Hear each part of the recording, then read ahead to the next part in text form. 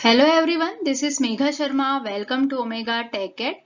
आज के वीडियो में हम डिस्कस करेंगे introduction to SQL, SQL commands and SQL data types. एसक्यूएल का फुल फॉर्म होता है स्ट्रक्चर्ड क्वेरी लैंग्वेज। और जैसे कि हमें पता ही है कि जब भी हमें कम्युनिकेशन करना होता है तो उसके लिए हम लैंग्वेज का यूज करते हैं। उसी तरीके से जब हमें अपने डेटाबेस के साथ कम्युनिकेशन करना होगा तो वहां पे भी हमें एक लैंग्वेज की हेल्प लगेगी और इसी लैंग्वेज को हम एसक्यूएल बोलते हैं। एसक्यूएल का मतलब होता है स्ट्रक्चर्ड क्वेरी लैंग्वेज, जिसे हम सीक्वल भी बोलते हैं। तो जो हमारा डेटाबेस मैनेजमेंट सिस्टम है, जिसे हम डीबीएमएस बोलेंगे शॉर्ट फॉर्म में, तो जो भी हमारा डेटाबेस मैनेजमेंट सिस्टम है उसमें जब हम डेटाबेस ऑब्जेक्ट्स को क्रिएट करते हैं, रिमूव करते हैं, ऑल्टर करते हैं, तब हम एसक्यूएल का यूज करते हैं। तो एसक्यूएल जो है वो एक लैंग्वेज है जिसकी हेल्प से हम डेटाबेस क्रिएट करेंगे, डेटाबेस के जो अलग अलग ऑब्जेक्ट्स हैं उनको क्रिएट करेंगे। क्रिएट करने के साथ साथ हम इंफॉर्मेशन को रिट्रीव करने के लिए और अपडेट करने के लिए भी इस लैंग्वेज का यूज करेंगे। तो एसक्यूएल एक स्टैंडर्ड लैंग्वेज है जिसकी हेल्प से हम डेटाबेस मैनेजमेंट सिस्टम को क्रिएट कर सकते हैं, एक्सेस कर सकते हैं, और उसमें अगर हमें कुछ चेंजेस करना है, कुछ मैनिपुलेशन करना है, तो वो भी हम कर सकते हैं। जितने भी आरडीबीएमएस हैं, मतलब कि रिलेशनल डेटाबेस मैनेजमेंट सिस्टम, उसमें हम एसक्यूएल का यूज करते हैं। तो एसक्यूएल जो है वो एक स्टैंडर्ड डेटाबेस लैंग्वेज है। SQL language statements. First statement है DDL, means data definition language. Data definition language statements जो होते हैं उसकी हेल्प से हम डेटाबेस का स्ट्रक्चर और स्कीमा डिफाइन करते हैं। सेकेंड होते हैं DML, means data manipulation language. जैसे कि हमें नाम से ही समझ में आ रहा है, मैनिपुलेशन, इसका मतलब ये है कि DML कमांड्स की हेल्प से हम डेटाबेस को मॉडिफाई कर सकते हैं। तो जो भी डेटाबेस हमारे पास है, अगर हमें उसमें कोई चेंजेस करना है, कुछ मॉडिफिकेशन करना है, तब हम DML कमांड्स का यूज करेंगे। थर्ड होता है DCL, means data control language. Data control language commands जो होती हैं वो ग्रांट एंड अथॉरिटी के लिए यूज होती है। जब हमें डेटाबेस यूजर को कोई परमिशन ग्रांट करनी हो या फिर कोई परमिशन बैक लेनी हो, तब हम डेटा कंट्रोल लैंग्वेज का यूज करते हैं। नेक्स्ट है transaction control language, means TCL। TCL जो कमांड्स होती हैं उससे हम ट्रांजैक्शन कंट्रोल करते हैं, और ये जो कमांड होती हैं इनको हम DML कमांड्स के साथ ही यूज कर सकते हैं, जैसे कि इंसर्ट, डिलीट एंड अपडेट। ये तीनों DML कमांड्स हैं जिनके साथ में हम TCL का यूज कर सकते हैं। लास्ट जो लैंग्वेज स्टेटमेंट है वो है DQL, जिसे हम बोलते हैं data query language. And DQL का यूज हम डेटा को फेच करने के लिए करते हैं, मतलब कि डेटाबेस में जो भी डेटा अवेलेबल है उसे फेच करने के लिए हम DQL कमांड का यूज करते हैं। SQL commands. फर्स्ट है DDL, means data definition language. DDL में हम मेन 5 कमांड्स यूज करते हैं। फर्स्ट है क्रिएट। क्रिएट कमांड की हेल्प से हम डेटाबेस के ऑब्जेक्ट को क्रिएट करते हैं। तो जब भी हमें डेटाबेस या डेटाबेस ऑब्जेक्ट क्रिएट करना है तब हम इस कमांड का यूज करेंगे। नेक्स्ट है ऑल्टर। ऑल्टर का यूज हम चेंज के लिए करते हैं, मतलब जब हमें डेटाबेस ऑब्जेक्ट को मॉडिफाई करना है, उसमें कोई चेंजेस करना है, तब हम ऑल्टर कमांड का यूज करेंगे। उसके बाद है ड्रॉप। ड्रॉप का यूज हम करते हैं जब हमें रिमूव करना है, डेटाबेस को पूरा रिमूव करना होता है, तब हम ड्रॉप का यूज करते हैं। नेक्स्ट है ट्रंकेट। ट्रंकेट जब हम यूज करते हैं तो टेबल के जितने भी रिकॉर्ड्स होते हैं, मींस जितनी भी रोज होती हैं, वो डिलीट हो जाती है। तो यहाँ पे जो मेन डिफरेंस है बिटवीन ड्रॉप एंड ट्रंकेट वो ये है कि जब हम ड्रॉप कमांड का यूज करते हैं तो पूरी टेबल ही डिलीट हो जाती है, लेकिन जब हम ट्रंकेट का यूज करते हैं तो टेबल की जितनी रोज हैं, जितने रिकॉर्ड्स हैं, वो डिलीट हो जाते हैं। तो जब हम ट्रंकेट का यूज करते हैं तो टेबल रहती है लेकिन उसके रिकॉर्ड्स डिलीट होते हैं, और जब हम ड्रॉप का यूज करते हैं तो रिकॉर्ड के साथ साथ टेबल भी डिलीट हो जाती है। उसके बाद है रीनेम। रीनेम का यूज हम न्यू नेम देने के लिए करते हैं, मतलब कि अगर हमारे पास कोई टेबल है, कोई डेटाबेस है और उसका हमें नेम चेंज करना है, तब हम इस कमांड का यूज करेंगे। नेक्स्ट है DML. DML means data manipulation language. इसमें हम कमांड यूज करते हैं इंसर्ट। इंसर्ट कमांड की यूज हम तब करते हैं जब हमें टेबल में इंसर्ट करना है, मतलब टेबल में जब हमें वैल्यूज इंसर्ट करनी होती है तब हम इस कमांड का यूज करते हैं।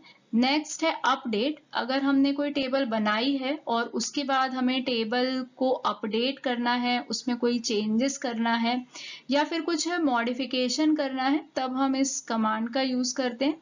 अपडेट कमांड का यूज करके हम एग्जिस्टिंग टेबल के जो रिकॉर्ड्स हैं उनको अपडेट कर सकते हैं। उसके बाद होता है डिलीट। डिलीट का यूज हम टेबल में किसी पर्टिकुलर रिकॉर्ड को डिलीट करने के लिए करते हैं। यहाँ पे हम सिर्फ जो रोज है उसको डिलीट कर सकते हैं, क्योंकि ये डेटा मैनिपुलेशन लैंग्वेज है। हम किसी फील्ड को डिलीट नहीं कर सकते, मतलब हम किसी कॉलम को डिलीट नहीं कर सकते। अगर हमें किसी कॉलम को डिलीट करना है, मतलब कि हमें वहां पे टेबल का स्ट्रक्चर चेंज करना है, और तब हम डीडीएल का यूज करेंगे, मींस डेटा डेफिनेशन लैंग्वेज का यूज करेंगे। क्योंकि जब हम टेबल के स्ट्रक्चर और स्कीमा में कोई चेंज करते हैं तो वो डीडीएल में आएगा, लेकिन जब हम टेबल के अंदर जो रिकॉर्ड्स हैं उसमें कोई चेंजेस करते हैं तब वो डीएमएल में आएगा। नेक्स्ट है DCL, means data control language. इसमें हम कमांड यूज करते हैं ग्रांट, और ग्रांट जो होता है वो यूजर को परमिशन देने के लिए यूज होता है। मतलब कि अगर हम डेटाबेस में यूजर को कोई एक्सेस परमिट करने देना चाहते हैं तो हम ग्रांट का यूज करते हैं, और जब हम उससे ये एक्सेस वापस लेना चाहते हैं तब हम रिवोक का यूज करते हैं। तो जब भी हमें यूजर को कोई परमिशन देनी है डेटाबेस को एक्सेस करने के लिए, तब हम ग्रांट का यूज करेंगे, और ग्रांट में हमने जो परमिशन दी थी उसको विड्रॉ करने के लिए हम रिवोक का यूज करेंगे। नेक्स्ट होता है डीटीएल। इसमें आता है कमिट। कमिट जो होता है वो रनिंग ट्रांजैक्शन को कमिट करता है। इसका मतलब है कि जो भी हमने चेंजेस किए हैं, जो भी हम चेंजेस करते हैं डेटाबेस में, उसको हम सेव करने के लिए कमिट का यूज करते हैं। और नेक्स्ट जो आता है वो आता है रोल बैक। रोल बैक की हेल्प से हम जो ट्रांजैक्शन है उसको अंडू कर सकते हैं, जैसे कि हम नॉर्मली कंट्रोल जेड करते हैं। उसी तरीके से रोल बैक होता है कि अगर हमने कोई स्टेटमेंट लिखा है और उसे अभी तक कमिट नहीं किया है, उसे अभी तक सेव नहीं किया है, तो हम उसे रोल बैक कर सकते हैं। उसके बाद हम यहाँ पे यूज करते हैं सेव पॉइंट। सेव पॉइंट का यूज हम इसलिए करते हैं कि नेक्स्ट टाइम जब हम इसको यूज करें तो ये इस पॉइंट से स्टार्ट हो। तो इसे हम प्रैक्टिकली देखेंगे कि किस तरीके से हम डीटीएल कमांड्स का यूज करते हैं। उसके बाद आता है डीक्यूएल, मींस डेटा क्वेरी लैंग्वेज। इसमें सिर्फ एक कमांड होती है सिलेक्ट, और ये सबसे इंपॉर्टेंट है क्योंकि सिलेक्ट कमांड की हेल्प से हम टेबल में जो भी रिकॉर्ड है उन्हें सिलेक्ट करते हैं। तो इतने सारे कमांड हमने यहाँ पे अभी शॉर्ट में डिस्कस किए हैं, लेकिन जब हम डीबीएमएस के प्रैक्टिकल्स करेंगे तो हम वन बाय वन देखेंगे कि किस तरीके से हम इन कमांड्स का यूज कर सकते हैं, किस तरीके से हम इन कमांड्स की हेल्प से हमारा जो डेटाबेस है उसमें अलग अलग रिकॉर्ड्स को एक्सेस कर सकते हैं। जब हम डेटाबेस में कोई टेबल क्रिएट करेंगे तो उस टेबल में अलग अलग कॉलम होंगे, और हर एक कॉलम का कोई एक पर्टिकुलर नेम होगा, और उस कॉलम में हम जो वैल्यू सेव करेंगे उसका भी एक टाइप होगा, और उसी को हम डेटा टाइप बोलते हैं। तो जब भी हम टेबल बनाते हैं और टेबल में कॉलम्स होते हैं तो उन कॉलम्स के अंदर हम किस तरह का डेटा स्टोर करने वाले हैं वो हमें बताना होता है, और इसी को हम डेटा टाइप बोलते हैं। मींस डेटा टाइप जो है वो एसक्यूएल के लिए एक गाइडलाइन होती है, जिससे कि एसक्यूएल ये समझ सकता है कि उस पर्टिकुलर कॉलम में हम किस तरह का डेटा लिखने वाले हैं, और उसी के हिसाब से फिर आगे एसक्यूएल उस स्टोर्ड डेटा के साथ इंटरेक्ट करता है। तो अभी हम जो अपने प्रैक्टिकल यहाँ पे करने वाले हैं वो MySQL में करने वाले हैं, और MySQL में 3 मेन डेटा टाइप्स होते हैं, जैसे कि string, numeric and date and time. तो जब हम प्रैक्टिकल स्टार्ट करेंगे तब हम इसका यूज अच्छी तरीके से समझेंगे कि कैसे हम टेबल बनाते हैं, और टेबल में जब हम कोई पर्टिकुलर कॉलम बनाते हैं, कोई पर्टिकुलर फील्ड बनाते हैं, तो हमें उसका डेटा टाइप स्पेसिफाई करना होता है। फर्स्ट है स्ट्रिंग डेटा टाइप्स। अगर हमें टेक्स्ट टाइप का डेटा स्टोर करना है तो हम स्ट्रिंग डेटा टाइप्स यूज करते हैं। फॉर एग्जाम्पल, जैसे अगर हमें किसी का नेम स्टोर करना है, सिटी नेम स्टोर करना है, लोकेशन स्टोर करना है, मतलब कि वो सारे केसेस जहां पे हमें कोई टेक्स्ट स्टोर करना है, तो उन केसेस में हम स्ट्रिंग डेटा टाइप्स लेते हैं। और स्ट्रिंग डेटा टाइप्स को हम इस टेबल में देख सकते हैं कि अलग अलग तरह के डेटा टाइप्स हमारे पास हैं, तो हम अपनी रिक्वायरमेंट के हिसाब से कोई भी डेटा टाइप यहाँ पे ले सकते हैं। नॉर्मली हम कैर या फिर वैरकेर लेते हैं। कैर साइज का मतलब होता है फिक्स्ड लेंथ स्ट्रिंग, और यहाँ पे जो लेंथ होती है, कैरेक्टर्स की जो लेंथ होती है, वो 0 से लेके 255 तक हो सकती है। नेक्स्ट है वैरकेर साइज, जिसका मतलब होता है वेरिएबल लेंथ स्ट्रिंग, और यहाँ पे जो मैक्सिमम कॉलम लेंथ होती है वो 0 to 65535 तक हो सकती है। इसी तरीके से हम बाकी के जो डेटा टाइप हैं उनके बारे में भी देख सकते हैं। बाइनरी साइज ये इक्वल टू कैर होता है, लेकिन स्टोर करता है बाइनरी बाइट स्ट्रिंग को। इसी तरीके से वेर बाइनरी होता है, जो कि वेरकेर की तरह ही होता है, लेकिन इसका यूज हम बाइनरी बाइट स्ट्रिंग को स्टोर करने के लिए करते हैं। उसी तरीके से टाइनी ब्लॉब जो है वो ब्लॉब्स के लिए होता है, मींस बाइनरी लार्ज ऑब्जेक्ट्स के लिए, जिसकी मैक्सिमम लेंथ होती है 255 बाइट्स। टाइनी टेक्स्ट जो होता है वो स्ट्रिंग के लिए होता है, holds a string with a maximum length of 255 characters. और टेक्स्ट साइज जो होता है उसकी मैक्सिमम लेंथ होती है 65,535 बाइट्स। तो हम अपनी रिक्वायरमेंट के हिसाब से यहाँ से कोई सा भी डेटा टाइप ले सकते हैं, लेकिन नॉर्मली जब हम प्रैक्टिकल करेंगे तो हम इजीली समझेंगे कि हम कैर और वेरकेर का यूज करते हैं।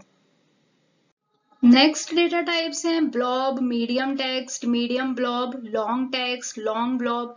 अब यहाँ पे जो चेंज आएगा वो सिर्फ इसकी लिमिट में आएगा, मतलब कि अगर हमारे पास कोई स्मॉल टेक्स्ट है तब तो हम सिर्फ टेक्स्ट ले सकते हैं, लेकिन अगर हमें ज्यादा कैरेक्टर का टेक्स्ट स्टोर करना है तो वहां पे हमें मीडियम टेक्स्ट लेना होगा, क्योंकि जो मीडियम टेक्स्ट है वो उसकी जो मैक्सिमम लेंथ है वो बहुत ज्यादा कैरेक्टर की है।